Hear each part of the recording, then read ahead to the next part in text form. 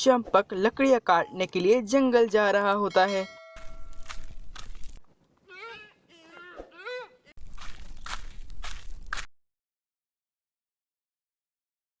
अरे कैसे हैं आजकल के लोग, जानवरों को भी नहीं छोड़ते। ये कहकर चंपकलाल हिरन के शरीर में से तीर को निकाल देता है। अरे यार, ये हिरन तो काफी ज्यादा जख्मी है। एक काम करता हूँ, इसको मैं अपने घर ले जाता हूँ। चंपकलाल हिरन को अपने घर ले आता है। शांति, जरा पट्टी तो लाना। क्या हो गया आपको? पट्टी क्यों मंगवा रहे हैं? अरे शांति, तुम देख तो रही हो इस हिरन के शरीर में से कितना खून निकल रहा है। हाँ हाँ, देख तो रही हूँ, मगर जानवर को कौन पट्टी बांधता है? और ये हिरन आपको कहाँ मिल गई? अरे शांति, कैसी बात करती हो, ये भी हमारी तरह जानदार हैं, इनको भी दर्द होता है। लाओ अब मुझे पट्टी दे दो। फिर चंपक पट्टी लेता है और हिरन को लगा देता है। अच्छा, ये तो बताएं, अब ये कहाँ रहेगी? अरे कैसी बात करती हो शांति, जब तक ये ठीक नहीं हो जाती ये हमारे साथ रहेगी। अच्छा, ये तो बताएं, ये खाना कहाँ से खाएगी? हम तो खुद बड़ी मुश्किल से 2 वक्त की रोटी खाते हैं। अरे शांति, तुम चिंता क्यों करती हो, भगवान है ना, वो दे देगा इसके नसीब की 2 वक्त की रोटी। अगले दिन चंपकलाल जंगल में लकड़ियाँ काटने जाता है तो वहाँ पर उसको चंदू मिलता है। अरे चंदू, तुम लकड़ियाँ काट रहे हो, तुम्हारा तो अपना खेत है ना। अरे भाई क्या बताऊं, तुम तो जानते हो ना कि गांव में पानी की कितनी समस्या है। अब तो मेरा खेत भी बंजर हो गया है, इसलिए मैं लकड़ियों का काम शुरू कर रहा हूँ। हाँ भाई, तुम ठीक कहते हो, ये समस्या तो बहुत बड़ी समस्या है। अब कोई फरिश्ता ही आकर इस समस्या को ठीक करेगा। फिर शाम हो जाती है और चंपकलाल घर वापस आ जाता है। अरे शांति, तुमने हिरन को खाना दिया कि नहीं दिया? हाँ हाँ, दे दिया है आपकी हिरन को खाना, आप चिंता मत करें। अच्छा अच्छा, भड़कती क्यों हो, शांत हो जाओ। ऐसे ही एक हफ्ता बीत जाता है और हिरन एकदम ठीक हो जाती है। अरे, अब तो ये हिरन एकदम ठीक हो गया है। आप इसको जंगल में क्यों नहीं छोड़ के आए थे? वैसे भी ये जंगल का प्राणी है, ये वहीं पे खुश रहेगा। हाँ शांति, शायद तुम ठीक ही कहती हो। अब ये बिल्कुल सही हो गई है, मैं इसको जंगल में छोड़ आता हूँ। चल बेटा हिरन, मेरा तुझसे अलग होने का टाइम आ गया है। चंपकलाल हिरन को जंगल में ले आता है। चल बेटा हिरन, अब मैं चलता हूँ।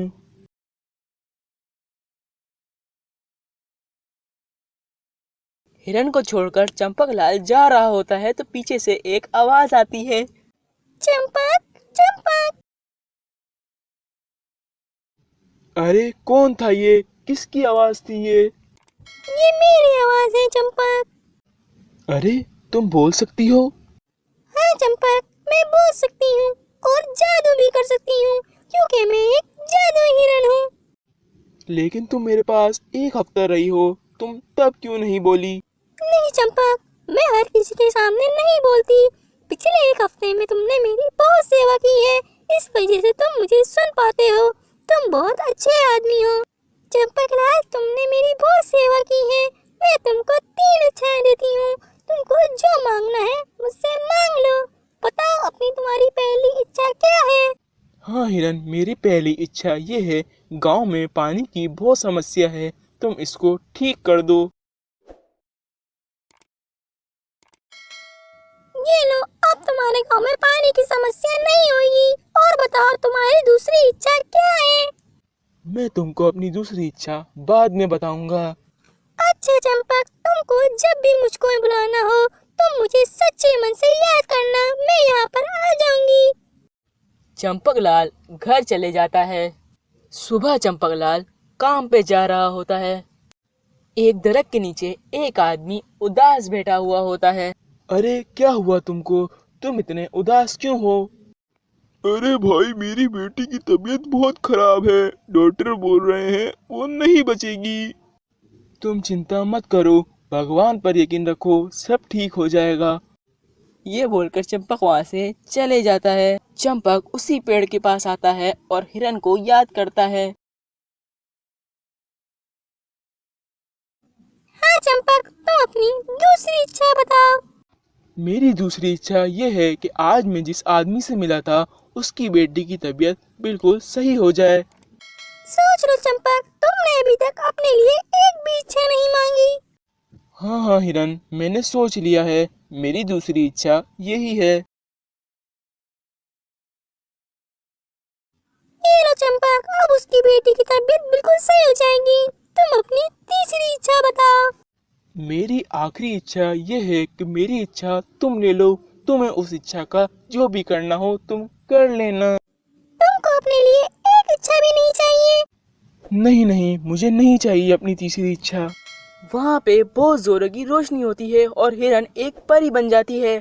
चंपक, मैं एक परी हूँ। मुझे एक बाबा ने शराब देकर हिरण बना दिया था और कहा था कि कोई अच्छा इंसान आकर ही मुझे इस शराब से मुक्त करेगा। तुमने मुझे इस शराब से मुक्त कर दिया, तुम्हारा बहुत धन्यवाद। तुम मुझे जब भी बुलाओगे मैं यहाँ पर आ जाऊंगी।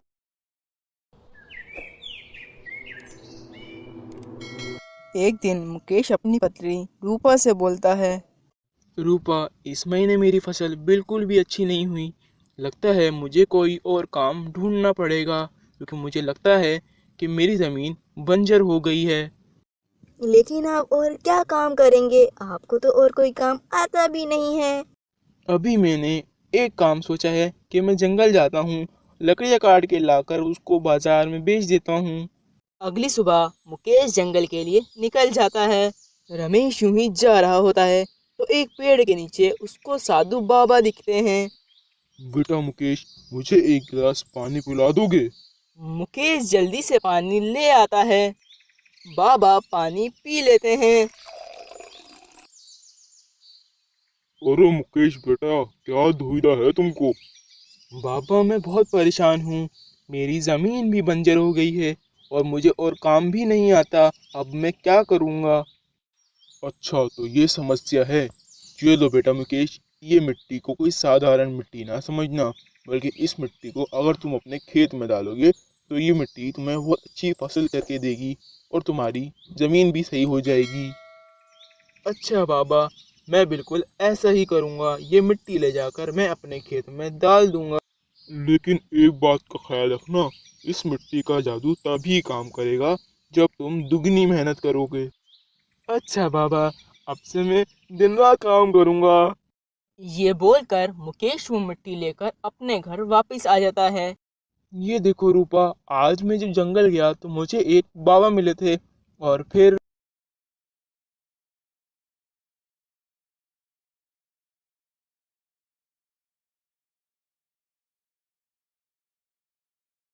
लेकिन आप तो पहले से ही बहुत ज़्यादा मेहनत करते हैं और अगर आप और मेहनत करेंगे तो बीमार हो जाएंगे। नहीं रूपा, अब मैं दुगनी मेहनत करूँगा और अपनी ज़मीन को उपजाऊ बनाऊँगा। चले, आपकी मर्जी। फिर मुकेश दुगनी मेहनत करता है और उसकी फसल बहुत अच्छी होती है। अरे मुकेश, तुम्हारी फसल तो बहुत अच्छी हुई है। तुमने तो कहा था कि तुम्हारी जमीन बंजर हो गई है। हाँ सुरेश, मेरी ज़मीन बंजर हो गई थी तो फिर मैं ये काम बंद करके जंगल में लकड़ियाँ काटने गया था और फिर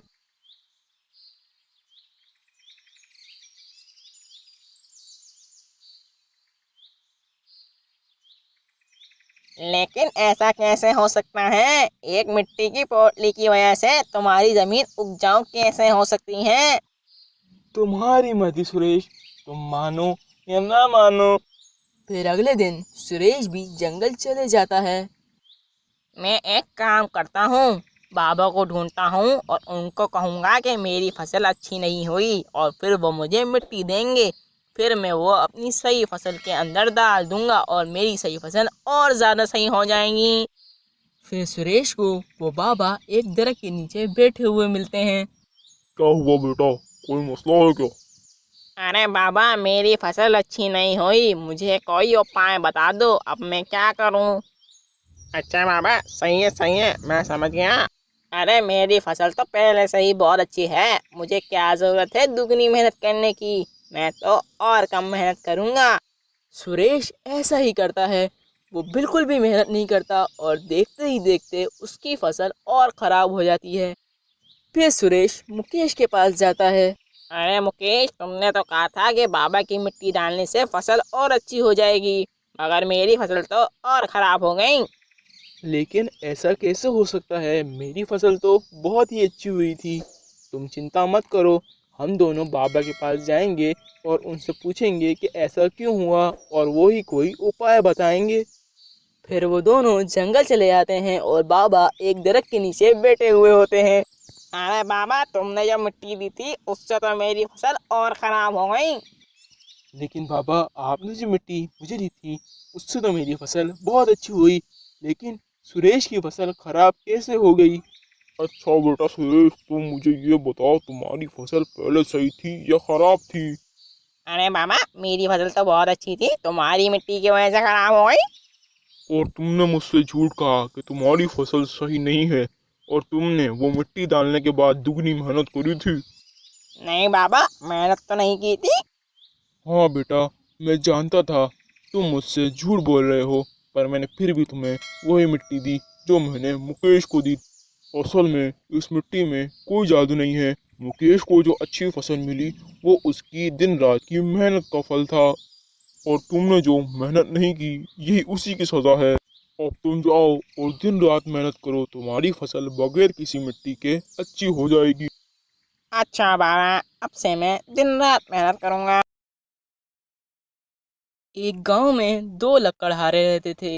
एक का नाम चंदू था तो दूसरे का नाम सुखराम था। एक तरफ जहाँ चंदू सिर्फ खुदगर्ज और अपने बारे में सोचता था, और दूसरी तरफ सुखराम सबके बारे में सोचता था और बहुत ही नरम दिल था। एक दिन चंदू सुखराम से बोलता है।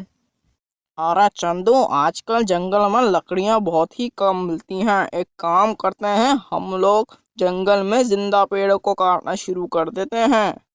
अरे नहीं भाई, ये काम तो बहुत गलत है। पेड़ भी हमारी तरह जानदार होते हैं, और मैं तो कभी भी नहीं काटूंगा पेड़ों को। अरे सुखराम, तुम तो ऐसे ही बात करते रहना, मैं तो काटूंगा जिंदा पेड़ को। मुझे तो बहुत सारे पैसे कमाने हैं। नहीं चंदू, ये सही नहीं है, तुम बहुत गलत कर रहे हो। ये बोलकर दोनों जंगल चले जाते हैं। सुखराम और चंदू लकड़ियाँ काटकर वापस आ रहे होते हैं। अरे बेटा, मेरा सामान मेरे घर छोड़ दो, मैं बहुत थक गई हूँ। अरे चाची, तुम देख तो रही हो हमने कितना सामान उठाया हुआ है। तुम ये सामान किसी और से उठवा लेना। नहीं नहीं अम्मा, मैं तुम्हारे साथ चलता हूँ। मैं वापसी में आकर अपनी ये लकड़ियाँ उठा लूँगा। अच्छा चंदू, तुम बाजार जाओ, मैं अम्मा का सामान छोड़कर तुरंत ही बाजार आता हूँ। सही है भाई, तुम ही जाओ, मैं तो बाजार जा रहा हूँ, मुझे तो और भी काम है। ये बोलकर चंदू बाजार निकल जाता है और सुखराम अम्मा का सामान लेकर अम्मा के घर छोड़ने आ जाता है। ये लो अम्मा, तुम्हारा सामान, अब मैं चलता हूँ। बेटा, तुमने मेरी इतनी मदद की है, मैं तुम्हें एक इनाम देना चाहती हूँ। अरे अम्मा, इसकी क्या जरूरत है? बेटा, ये लो कंगन। इन कंगन को कोई मामूली कंगन ना समझना। इन कंगनों के अंदर तुम जो लिख के डालोगे वो तुम्हें प्राप्त होता रहेगा, और जब वो चीज तुम्हें प्राप्त हो जाए तो तुम इस कंगन पे जो लिखा था उसी के पीछे चीन टपाकर डम डम लिख देना। तुम्हें वो चीज प्राप्त होना बंद हो जाएगी। फिर सुखराम वो कंगन लेकर घर वापस आ जाता है। राधा, इधर आओ और एक सफेद चादर भी लेते हुए आना। नीली सफेद चादर, लेकिन आप इसका करेंगे क्या? राधा, आज मैं जंगल गया था लकड़ियाँ काटने, तो मुझे वहाँ पे एक अम्मा मिली थी। मैंने उनका सामान घर छोड़ दिया, और फिर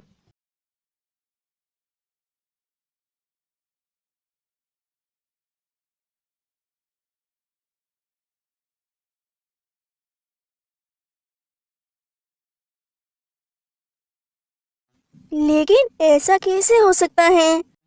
अच्छा, देखते हैं कि ये काम करेगा या नहीं। फिर सुखराम और राधा उस कंगन को सफेद चादर के ऊपर रखकर बैठ जाते हैं। ए कंगन, मुझे चावल दे दो। फिर वहाँ पर चावल आना शुरू हो जाते हैं। कुछ देर बाद सुखराम उसके पीछे चीन टपाका डमडम लिख देता है और कंगन के अंदर डाल देता है, तो चावल प्राप्त होना बंद हो जाते हैं। और फिर जो चावल बच जाते हैं उन चावलों को सुखराम सुबह बाजार में बेच कर आ जाता है। अब सुखराम रोज ऐसा ही करता, जो भी कुछ बचता था वो बाजार में सुबह बेच कर आ जाता था। कुछ ही दिनों में सुखराम बहुत ज़्यादा अमीर हो जाता है और चंदू गरीब का गरीब ही रहता है। एक दिन चंदू सुखराम को कंगन से चीजें मंगवाते हुए देख लेता है। अच्छा, तो ये है इसकी अमीरी का राज। चंदू सुखराम के कंगन चुरा लेता है और अंटार्कटिका चले जाता है। अरे अब तो मैं इससे बहुत सारे पैसे कमाऊंगा और दुनिया का सबसे बड़ा आदमी बन जाऊंगा। चंदू उन कंगनों को ले जाकर एक जगह रख देता है और फिर कहता है, अरे कितनी गर्मी थी रास्ते में, एक काम करता हूँ, सबसे पहले बर्फ मंगाता हूँ। चंदू एक चिट्ठी में बर्फ लिखकर डाल देता है और कुछ ही देर में बर्फ प्राप्त होना शुरू हो जाती है। अरे इसको रोकते कैसे हैं? मुझे तो इसको रोकना ही नहीं आता। यूं ही उस कंगन से बर्फ निकलती रहती है और सारा अंटार्कटिका जम जाता है। कहते हैं अभी भी उन कंगनों से बर्फ निकल रही है, तभी तो अंटार्कटिका जमा हुआ है।